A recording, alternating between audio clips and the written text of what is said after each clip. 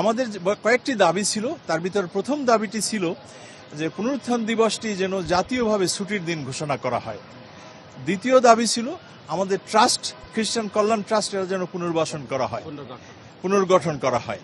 এই দুটি বিষয়ে গুরুত্ব ছিল এবং মত বিনিময় ছিল, এবং আমরা অত্যন্ত খুশি এবং একথা বলতে চাই মাননীয় প্রধানমন্ত্রী আমাদেরকে আশ্বস্ত করেছেন এবং তিনি আমাদের জন্য প্রয়োজনীয় যেটা করা দরকার সাধ্যের মধ্যে এটা করবেন। আরেকটি দাবি আমাদের ছিল সংরক্ষিত নারী আসনে যেন একজন খ্রিস্টান প্রতিষ্ঠানদের মধ্যে থেকে একজন নারীকে নির্বাচন করা হয়, সেটাও আমাদের ছিল।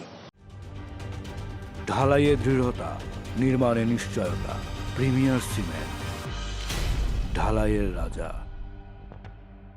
আমরা সে কারণেও মাননীয় প্রধানমন্ত্রীকে ধন্যবাদ দেই যে এটি একটি বিরল দৃষ্টান্ত তিনি স্থাপন করেছেন। আমাদের চার্চগুলো, অনেকগুলো চার্চ আছে গরিব, কিন্তু সেই চার্চের পালকদের জন্য তিনি ভাতা দেওয়ার ব্যবস্থা করেছেন। এটা টাকা দিয়ে আমরা বিচার করতে চাই না, এটা একটি সম্মাননীয় এবং রিকগনিশন যে তিনি সমস্ত মণ্ডলীকে বা চার্চগুলোকে দিয়েছেন।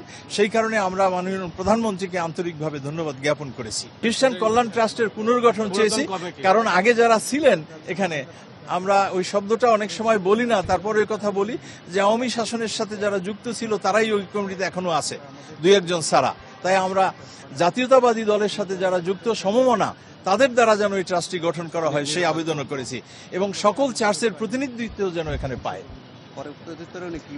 তিনি চেষ্টা করবেন।